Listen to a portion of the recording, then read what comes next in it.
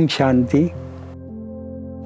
12 मे 2026 हा a day of spiritual wisdom म्हणजेच आध्यात्मिक प्रज्ञा दिवस म्हणून साजरा करत आहोत. यामध्ये भ्राता जगदीशचंद्र हसीजा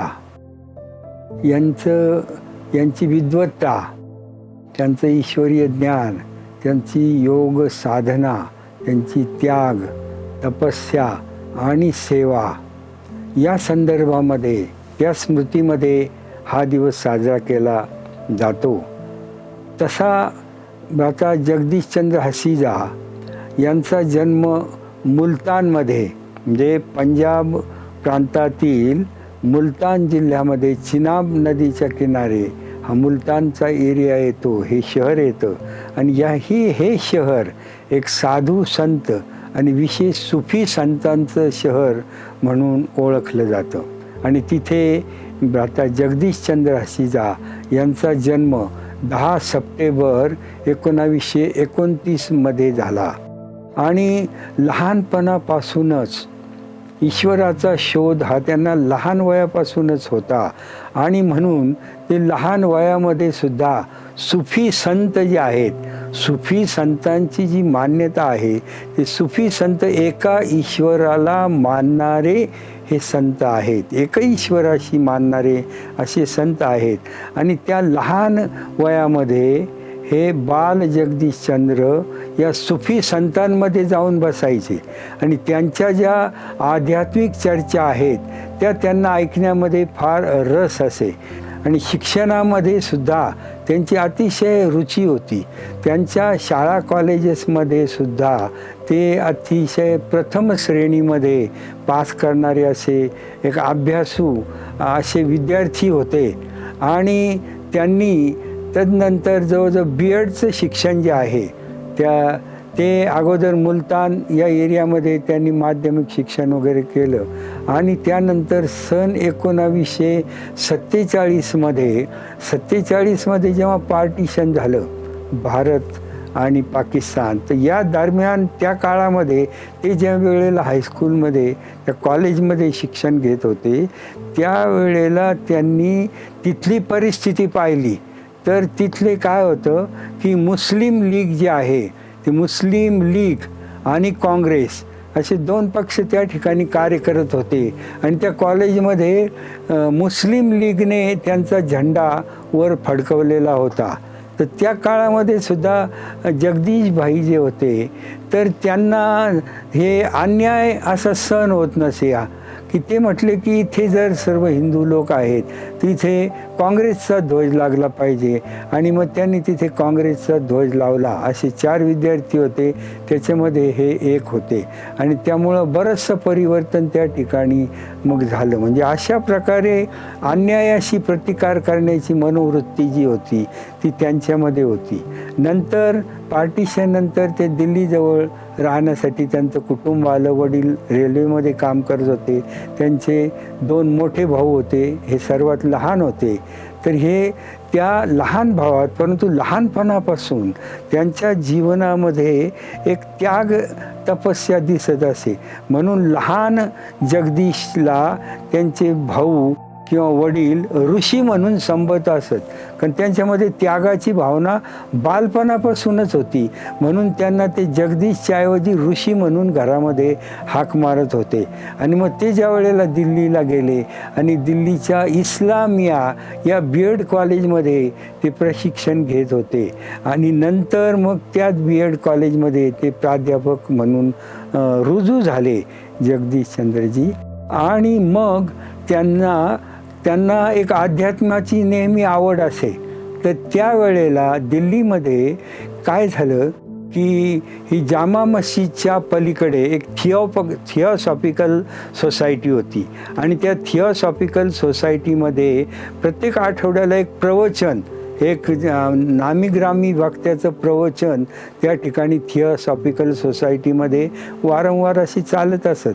तर एकदा थिओसॉफिकल सोसायटीच्या द्वारे ब्रह्माकुमारी भगिनींना प्रवचनासाठी आमंत्रित करण्यात आलेलं होतं आणि त्यावेळेला कुंजदादी, जानकीदादी वगैरे ह्या तिथे प्रवचनासाठी गेलेल्या होत्या. आणि मग ते प्रवचन कुंजदादीने तिथे त्या ठिकाणी प्रवचन वगैरे दिलं.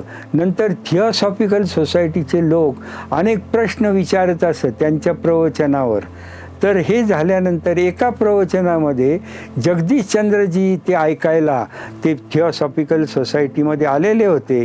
तर त्यांनी प्रवचन ऐकल्यानंतर, राजयोगावरील ते प्रवचन ऐकल्यानंतर मग त्यांनी शेवटी प्रश्नोत्तरामध्ये विचारलं की हे राजयोगाचं लेक्चर आम्ही ऐकलं, परंतु मला राजयोगाचं प्रात्यक्षिक पाहिजे आहे आणि ते प्रात्यक्षिक मला तुम्ही करून दाखवा. मग त्यावेळेला कुंजदादी म्हटल्या, उद्या जानकी दादीजी येतील आणि त्या तुम्हाला राजयोगाचं प्रात्यक्षिक करून दाखवतील.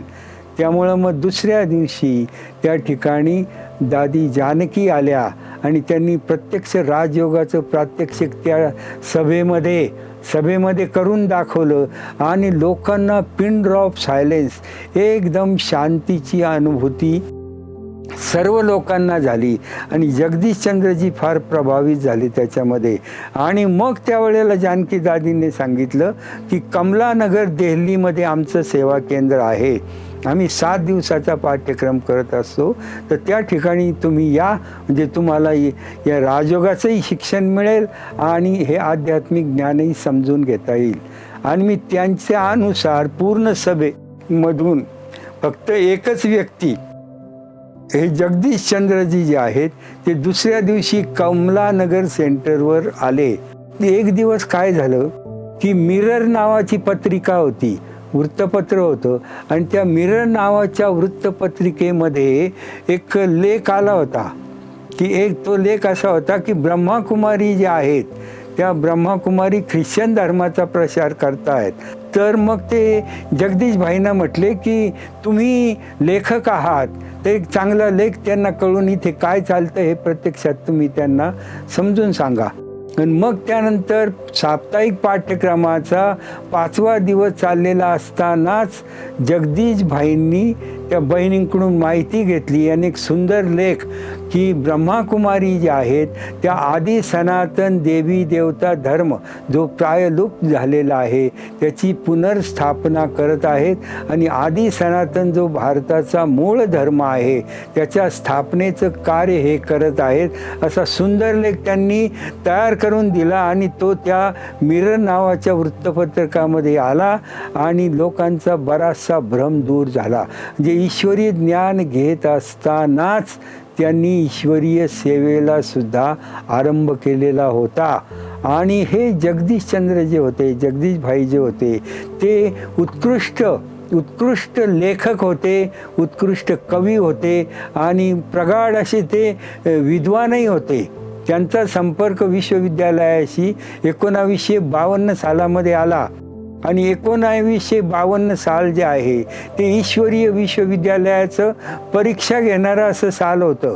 1936ला विद्यालयाची स्थापना झाली आणि त्यानंतर ओम मंडली नावाने ते पाकिस्तानमध्ये सिंध, हैदराबाद, कराचीमध्ये प्रसिद्ध होतं आणि 50 साली ते माउंट आबू राजस्थानला आलं आणि त्याचं नाव प्रजापिता ब्रह्माकुमारी ईश्वरीय विश्वविद्यालय असं त्याचं नाव होतं. आणि मग या ईश्वरीय विश्वविद्यालयामध्ये सुरुवातीला भारतामध्ये आल्यानंतर अतिशय बेगरी पाठ होता. अशा विवंचनेच्या परिस्थितीच्या काळामध्ये 1952 साली ईश्वरीय ज्ञान प्राप्त करून आता जगदीशचंद्र हसीजा हे प्रथम समर्पित झाले, ईश्वरीय कार्यामध्ये समर्पित झाले.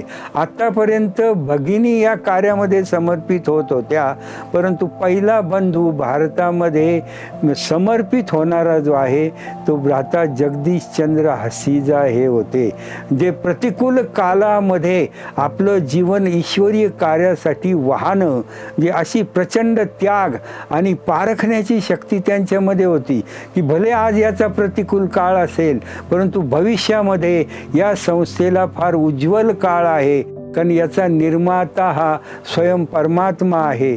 प्रजापिता ब्रह्माच्या द्वारे हे ईश्वरी ज्ञान दिलं जात आहे. आणि अनेक समर्पित भगिनी ज्यांना वंदे मातरम म्हणून ते म्हणत असत जगदीश भाईजी, आणि त्यांना माता भगिनींविषयी अतिशय मनामध्ये त्यांच्या आदर असे. त्यांनी सर्व धर्मशास्त्रांचा अभ्यास केलेला होता. गीता, रामायण, महाभारत, वेद, ऋग्वेद असे अनेक वेदांचा अभ्यास, अनेक शास्त्रांचा त्यांनी अभ्यास केलेला होता. आणि त्याचबरोबर बायबल, कुराण आदी शास्त्रांचा, धम्मपद, गुरु नानकांचे ग्रंथ साहेब अशा धार्मिक अनेक ग्रंथांचाही त्यांनी बारीकीने अभ्यास केलेला होता. आणि ते मग हे ईश्वरीय ज्ञान ऐकल्यानंतर याच्याकडे ते फार आकर्षित झाले आणि त्यांनी आपलं संपूर्ण जीवनच या ईश्वरीय ज्ञानासाठी दिलं.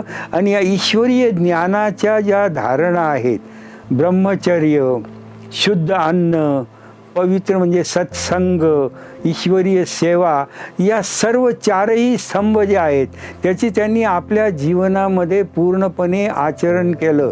त्यांनी शुद्ध अन्न, नेहमी शुद्ध अन्न ग्रहण केलं. आजीवन ब्रह्मचर्य व्रताची पालना केली. समाजातील अनेक अंगामध्ये जाऊन त्यांनी ईश्वरीय ज्ञानाचा प्रचार आणि प्रसार केला.